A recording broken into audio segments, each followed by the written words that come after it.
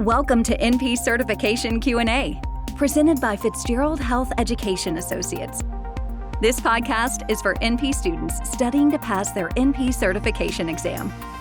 Getting to the correct test answers means breaking down the exam questions themselves. Leading NP expert Dr. Margaret Fitzgerald shares her knowledge and experience to help you dissect the anatomy of a test question, so you can better understand how to arrive at the correct test answer.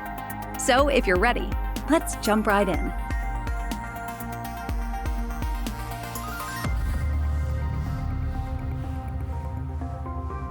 Treating type 2 diabetes with ASCVD. A 60-year-old male with documented ASCVD, obesity with BMI of 34, and type 2 diabetes presents for care. The patient reports he's currently feeling well without episodes of hypoglycemia. Current laboratory assessment includes the following. His A1C is 8.6%, and his estimated GFR is at 62. Current medications include metformin at optimized dose and a sulfonyl urea. Which of the following represents the nurse practitioner's next best action? A, continue on current therapy and arrange for a 3-month follow-up. B, discontinue the metformin and add a DPP-4 inhibitor. C, add a GLP-1 inhibitor and discontinue the sulfonyl urea. D, add a basal insulin and titrate to fasting glycemic goals. The correct answer is C, add a GLP-1 inhibitor and discontinue the sulfonyl urea. Where should we start with this question? First, let's determine what kind of a question it is. Given that we're provided with a number of diagnoses for this patient and the fact that the patient is not at treatment goal, his A1C is obviously too high, clearly this is a plan/intervention question. Now, it could also be viewed as an evaluation question because the patient is currently under care and the end product of the question is an adjustment of current therapies. Although at the same time, we're given an option here where we're not going to do anything about his therapies. As I've mentioned in many other podcasts, most medication questions are at their core safety questions. And what's one of the biggest issues with this patient? He not only has type 2 diabetes, but he also has established atherosclerotic cardiovascular disease, or ASCVD. A key point in providing ongoing care for the person with type 2 diabetes and existing ASCVD is to avoid hypoglycemia. Hypoglycemia is inherently, of course, dangerous to anybody with diabetes, but for people with ASCVD, is that hypoglycemic episode could trigger a cerebrovascular or cardiovascular event. The other part, the patient is nowhere near advised glycemic control for a person, and for this person would likely be less than 7%. Therefore, we have two major goals in treating this person. One is to help lower A1C, but the other is, of course, avoiding hypoglycemia. Well, hypoglycemia is certainly, as I just mentioned, dangerous to anyone. We don't want to see it, in particular, in people with ASCVD. We're also given this person's estimated GFR, which places him at stage 2 CKD.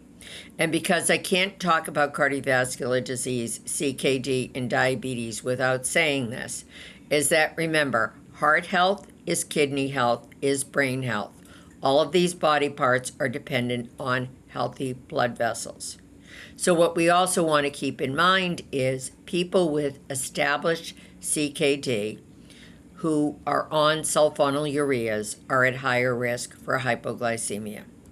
As I help to prepare people for NP certification, I must say few drug groups generate more questions than those for the treatment of type 2 diabetes. There are a number of major drug classes that are indicated for this treatment. And what I'm going to do here is walk you through the medication choice while giving you the rationale for each answer. Few other points before we hit the question. Please note that each question has 2 pieces of information or actions in it. Both need to be correct for the answer to be correct. Another comment, you'll likely desperately want more information about this patient.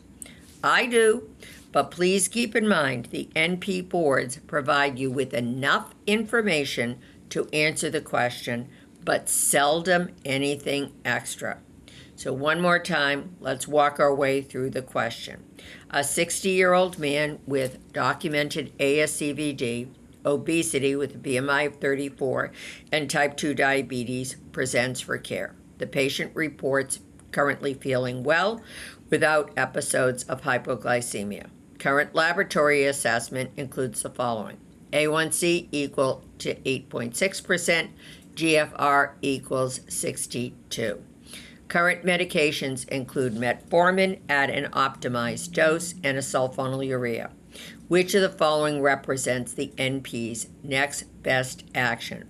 A, continue the current therapy and arrange for 3-month follow-up.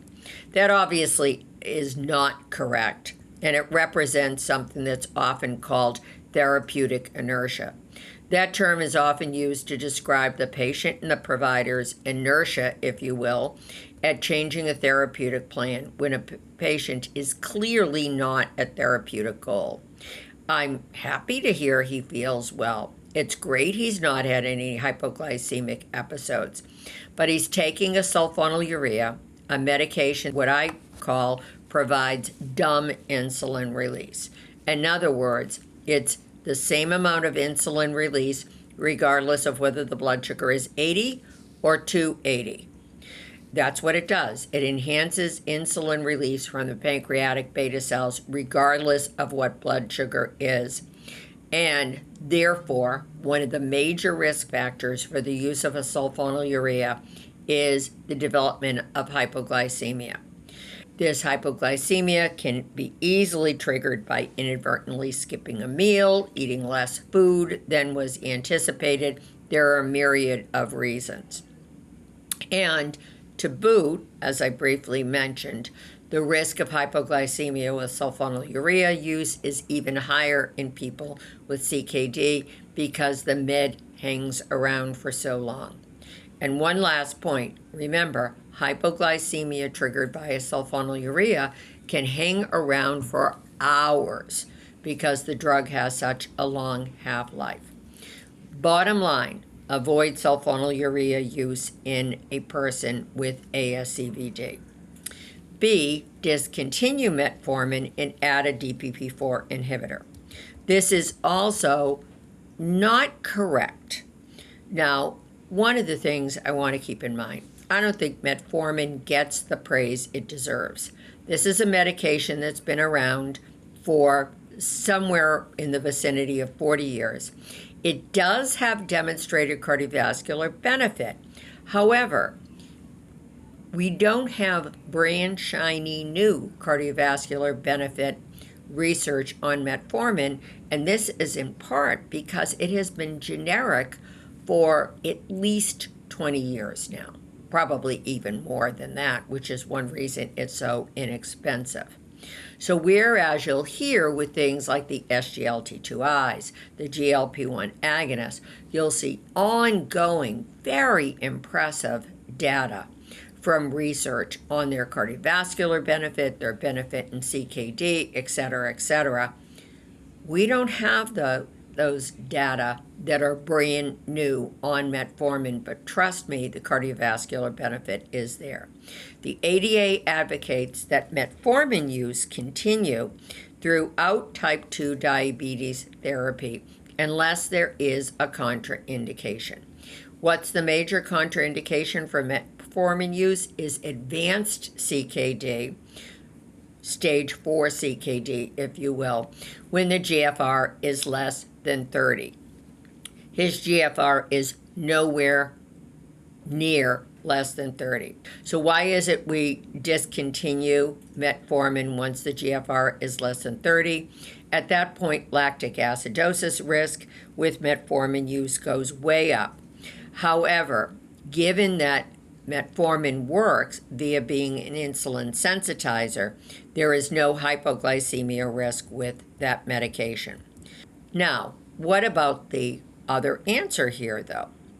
A DPP-4 inhibitor provides smart insulin release and is certainly a possibility instead of the sulfonyl urea, but it would be with the metformin, not instead of the metformin. But here is one other part. DPP-4 inhibitor use, this is a class of drugs with the gliptin suffix, sitagliptin, etc. These do not provide added cardiovascular or renal benefit, two things we want to consider with this person. And C, the correct answer here, add a GLP-1 inhibitor and discontinue the sulfonyl urea. This is clearly the best answer. Discontinuing the sulfonyl urea eliminates his hypoglycemic risk. That alone is clinically helpful. And in addition, a GLP-1 inhibitor, particularly choosing one with demonstrated ASCVD benefit, can address two issues. One is, of course, his ASCVD, with demonstrated improvement outcomes with people with these common comorbid conditions and type 2 diabetes.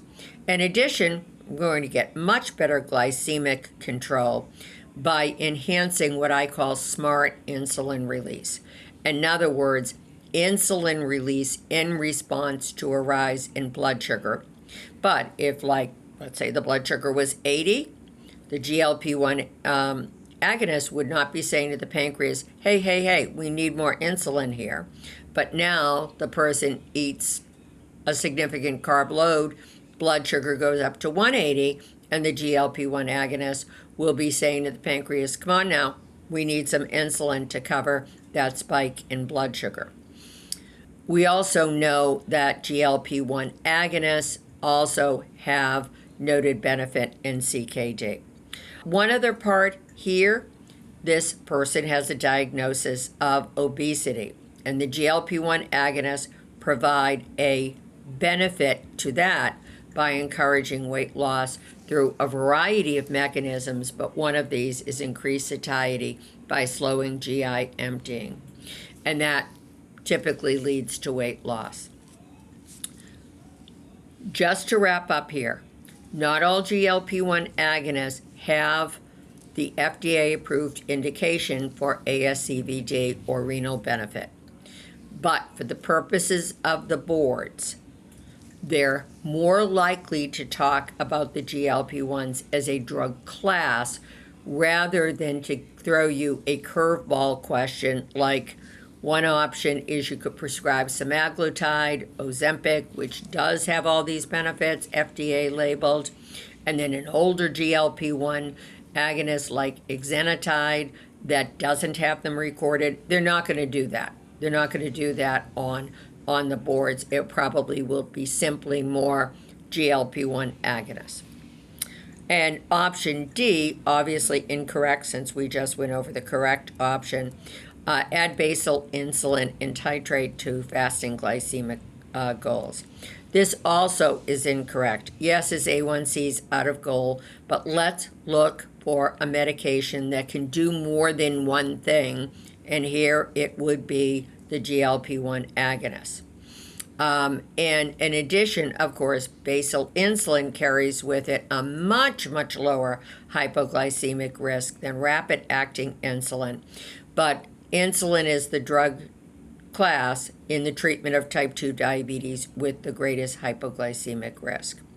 Just to wrap up here, you might all be listening to this and saying, yeah, but what about an SGLT2I? Could have been a great choice on this one, but it was not in any of the answers, was it? So therefore, I'll make sure I talk about that in a future podcast, but we always need to deal with what we're given in questions rather than saying, yeah, but I want to prescribe something else. Go with what's in front of you. Key takeaways. In the treatment of type 2 diabetes, avoiding problematic medication and choosing those with the most benefit for that particular patient should guide your treatment plans. Thank you for listening to NP Certification Q&A, presented by Fitzgerald Health Education Associates. Please rate, review, and subscribe to this podcast. And for more NP resources, visit FHEA.com.